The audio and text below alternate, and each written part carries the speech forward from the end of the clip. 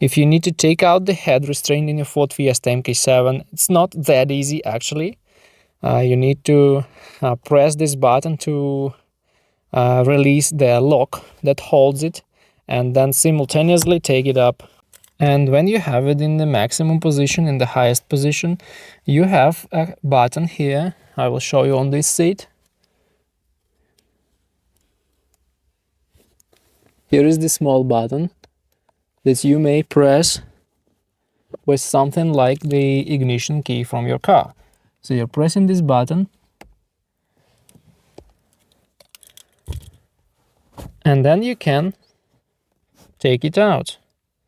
So this is how you take it out. Sometimes you will also recline the seat a little bit to take it out because the car is not that huge. So when you need to put it back, you just put it back and simultaneously lowering it to hear this thing clicking. And then you want to press it and lower it to the position that you need.